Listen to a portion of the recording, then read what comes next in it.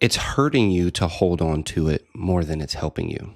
And I know that sometimes if we can just get away from something, I don't have to deal with this anymore. Honestly, I'm prepared to take it to the grave because look, I've gotten away from it. You've successfully gotten away from it, but have you successfully healed from it? And as I approach my license and my board certification in clinical psychology, starting out in Christian counseling has opened up my eyes and my mind and my heart to so many things. And people, again, constantly tell me how much I've helped them, but I don't think people understand how much me being blessed enough to be in a position to help them has also helped me. And I know what it feels like. I want to pause. I want to slow down just for a second. I know what it feels like. And mentally and emotionally, if you've gotten away from it, you've got to be healed, right? You've got to be safe now, right? It's got to be all good, right? But there's this book called The Body Keeps the Score, and I'll reference the author and the doctor in the book. Your body and your internal psyche and your central nervous system still has this if we haven't effectively healed from it.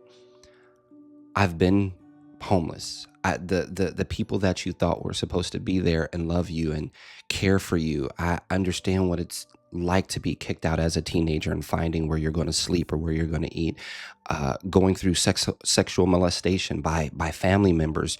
Well, hey, let's just play a game, and yeah, this is the way the game goes, and now you're confused, and you have to grow up with that, and then you come into the light of what this was, and now your mind and your body and your psyche is trying to process these things. And our goal is to be successful and healthy in these other areas of our life. But then these relationships or these new levels in life that will require us to be a certain level of health remind us where we haven't healed yet, because those levels and those relationships are going to require a certain healthy version of you, not a perfect version, but a healthy version of you.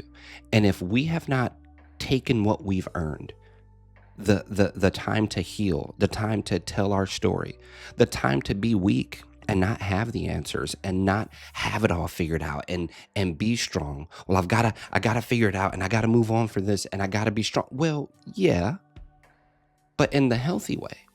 See, when it comes to healing and when it comes to grieving, one of the things that people miss a lot is that we either don't do it at all or we do it too fast. Shouldn't you be over that by now? Come on, look at all you've accomplished. You should be over that. No, the cake needs the time it needs to bake. And your healing needs the time it needs to bake. I don't care how much of a favorite cake of it that it is to you. If the instructions on the box say 45 minutes and you give it 20 or you give it 15 or no time at all, you can't pull it out before it's done.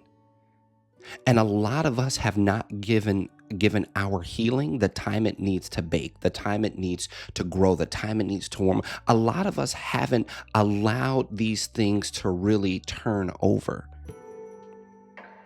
I know what it's like.